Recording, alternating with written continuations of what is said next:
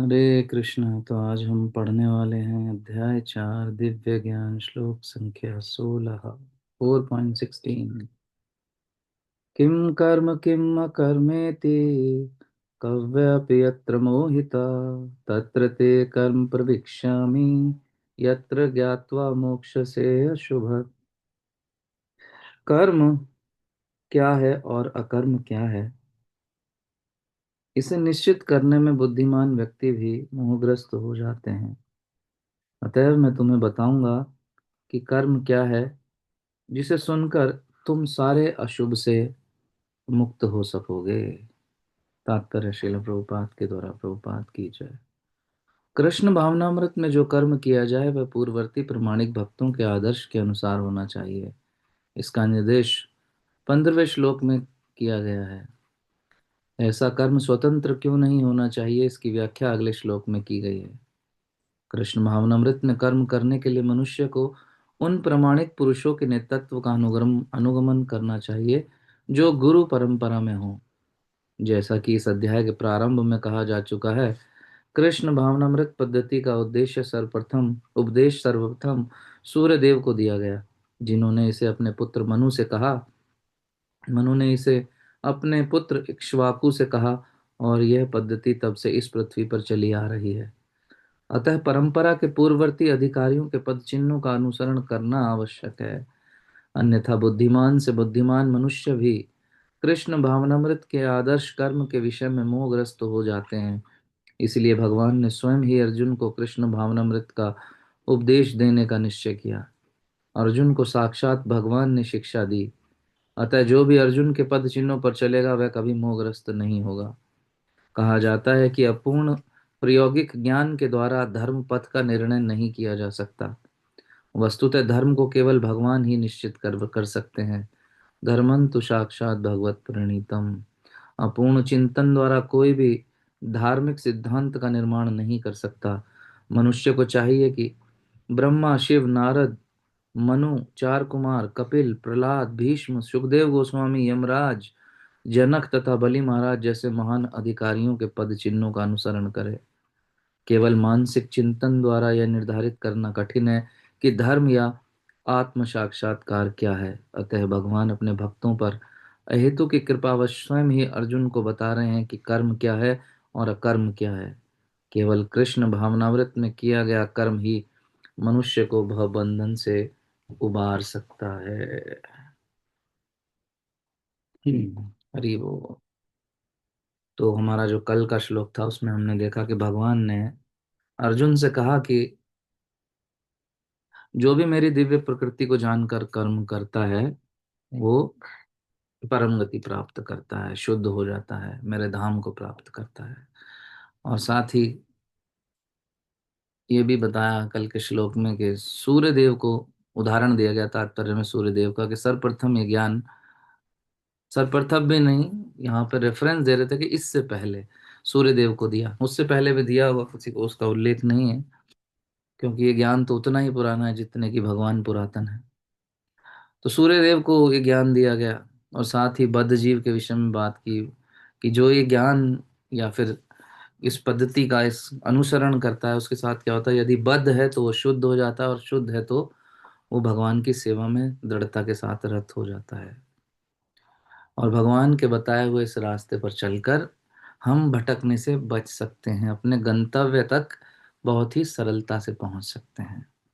और आज का ये श्लोक है, भगवान उसी कंटिन्यूशन में यहाँ कह रहे हैं कि अर्जुन, मैं तुम्हें बताता हूं कि कर्म क्या है और अकर्म क्या है, क्योंकि कर्म को समझने में बुद्धिमान से बुद्धिमान व्यक्ति भी चकरा जाते हैं। ऐसा कौन कह रहा है? भगवान कह रहे हैं। तो निसंदेह ही ऐसा होता है और होता भी है। तो इसलिए अर्जुन से कह रहे हैं भगवान कि मैं तुम्हें खुद बताऊंगा कि कर्म क्या है, ताकि तुम भी समझो, और इस भगवत गीता के माध्यम से भविष्य में आने वाले जितने भी पठन पाठन करने वाले, भगवत गीता को समझने वाले अनुयायी होंगे, वो भी कर्म के सिद्धांत को समझ सकें। तो भगवान अर्जुन को बात बता रहे हैं, और साथ ही इसका रिजल्ट भी बता रहे हैं कि जब ये जान लोगे और उसके अकॉर्डिंग कर्म करोगे तो जितने भी अशुभता है उससे मुक्ति मिलेगी। चाहे तुम हो या कोई और, जो पालन करेगा वो सभी प्रकार के अशुभ जो हैं उनसे मुक्त हो जाएगा।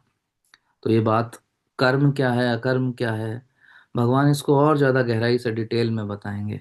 वो कल के श्लोक में हम देखेंगे। आज तो ये बात कह रहे हैं कि मैं तुम्हें बताऊंगा कि कर्म क्या है और अकर्म क्या है, वो बात बताएंगे कल, लेकिन आज के श्लोक में कह रहे हैं कि मैं अब तुम्हें बताने जा रहा हूँ। तो भगवान की दया हम यहाँ देख सकते हैं, भगवान कितने दयालु हैं कि अर्जुन के माध्यम से कर्म की बारीकियों को हम तक पहुंचा रहे हैं, कि करना क्या है ये बता रहे हैं।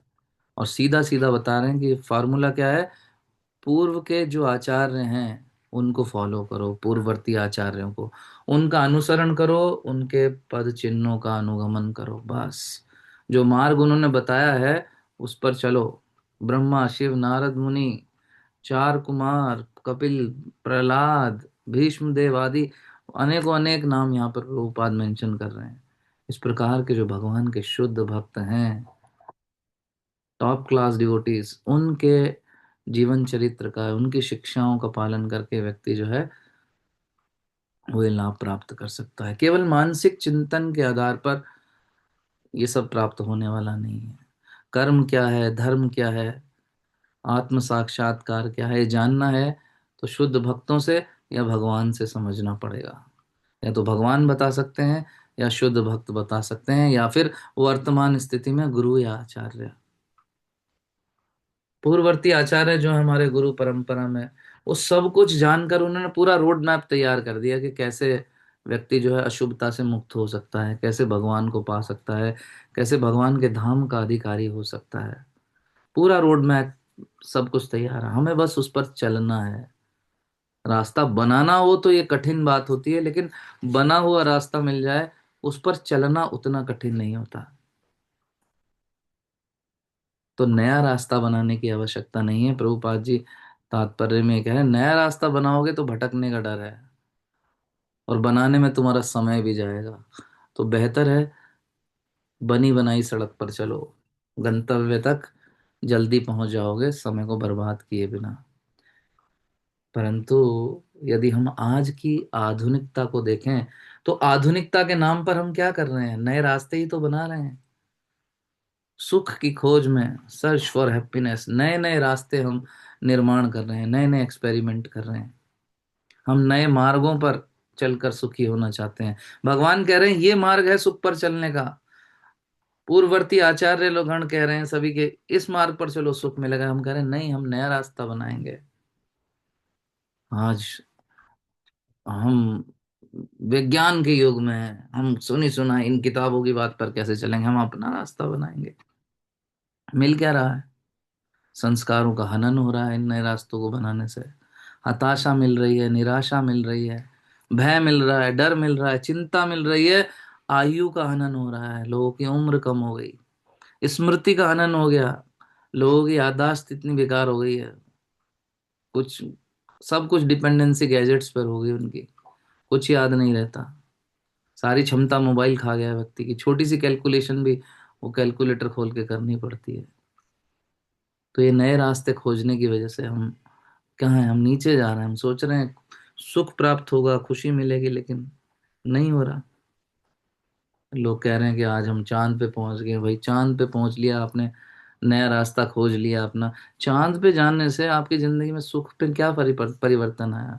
आप मौसम का थोड़ा अच्छी जानकारी लेने लगे बस, या और दो चार आपको चीजें अच्छी हो गई, आपकी इंटरनेट सुविधा अच्छी हो गई, हो गया जो भी वॉट एवर जो भी उसका लाभ है। लेकिन जीवन का वास्तविक सुख या सत्य का ज्ञान मिल रहा है क्या व्यक्ति को? नहीं, संस्कारों का तो हनन हो रहा है, क्योंकि हम नए नए एक्सपेरिमेंट करने में लगे हैं, नए रास्ते में बनाने में लगे हैं।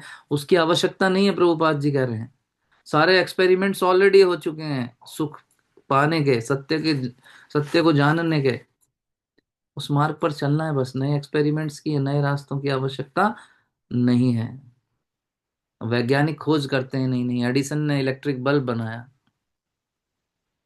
एक रील में देख रहा था, उसमें वो कहते हैं कि 1,000 तरीके, 1,000 एक्सपेरिमेंट किए एडिसन ने जिनसे बल्ब नहीं बना। तो उसमें टैग लाइन थी कि या तो हम सीखते हैं या फिर हम जीतते हैं, हम हारते नहीं। मतलब 1,000 बार एडिसन ने सीखा कि इस प्रकार से बल्ब नहीं बनेगा। और एक ऐसा भी प्रकार सीख लिया एक्सपेरिमेंट से कि इस प्रकार बल्ब बनेगा। लेकिन इन एक्सपेरिमेंट्स को करने में कितना समय गया उसके जीवन का, आप ये देखिए। बूढ़ा हो गया एडिसन।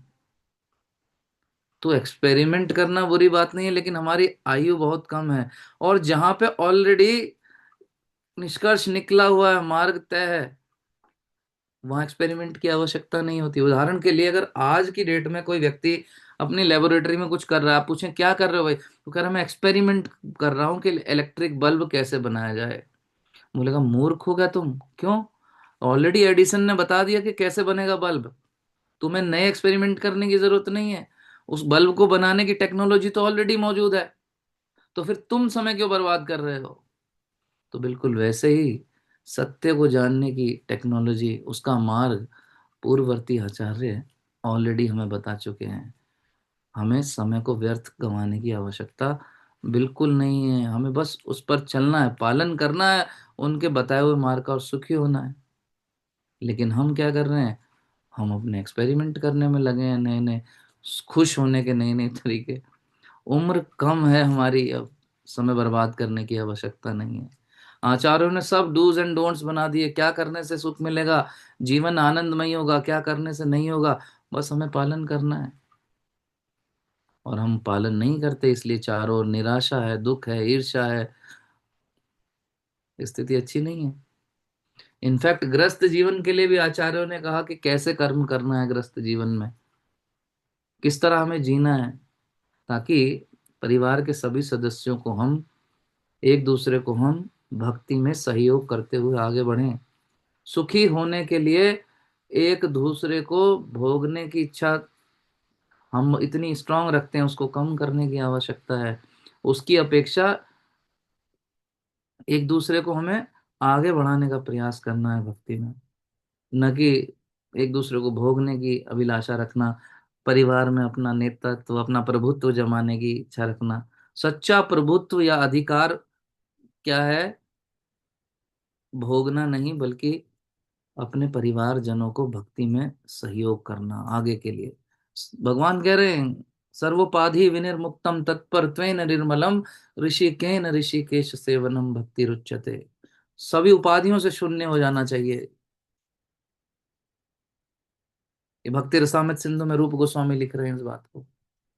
सर्वोपाधि विनिर्मुक्तम, सभी उपाधियों का त्याग करके भगवान की सेवा में लग जाओ, इसी में कल्याण है। डोंट बी लाइक कि मैं मैनेजर हूँ, मैं मंत्री हूँ, मैं परिवार का मुखिया हूँ, मैं हस्बैंड हूँ। ये सब चीजें हमें छोड़नी होंगी यदि कृष्ण भक्ति को हमें पाना है। सब उपाधियों को त्याग कर भक्ति में आगे बढ़ना है, और आगे बढ़ने के लिए अन्यों को प्रेरित करना है। यही मार्ग है कि ग्रस्त में रहकर भी कोई व्यक्ति कर्म बंधन से मुक्त हो सकता है, अशुभता से मुक्त हो सकता है, मिथ्या अहंकार खत्म करना है, और सच्चे अहंकार को जागृत करना है। I am part and parcel of the Lord, मैं भगवान का भक्त हूं, मैं एक अणु जीवात्मा भगवान श्री कृष्ण का नित्य दास हूं। इस बात को अपनी बुद्धि में बैठा लेना, यही मार्ग है सुख का। हमें एक्सपेरिमेंट छोड़ने होंगे, नए मार्ग बनाने की आवश्यकता नहीं है। सिर्फ सिर्फ और सिर्फ पूर्ववर्ती आचार्यों को, गुरु को फॉलो करना है, दैट्स इट। उनके बताए मार्ग पर चलना है, और अन्यों को उनके बताए मार्ग पर चलने के लिए प्रेरित करना है। और यही क्या है? हमें सब प्रकार के अशुभ से मुक्ति दिलाने का मार्ग है। तो अब कल का जो श्लोक है, उसमें भगवान गहराई से बताएंगे क्या कर्म है और क्या अकर्म है, अर्थात क्या करना है क्या नहीं करना। तीन प्रकार के कर्म बताएंगे, कर्म, अकर्म और विकर्म। तो व्यक्ति को क्या करना है? कर्म करना चाहिए, लोग कहते हैं ना कर्म ही धर्म। तो भगवान की दृष्टिकोण से क्या है? क्या कर्म करना चाहिए व्यक्ति को, या विकर्म करना चाहिए, या अकर्म करना चाहिए? तीनों हैं क्या, और तीनों को करने का रिजल्ट क्या है, ये हम जानेंगे कल के श्लोक में। हरे कृष्ण कृष्ण कृष्ण हरे हरे, हरे राम राम हरे हरे। भगवद गीता यथारूप की जय, शील प्रभुपाद की जय।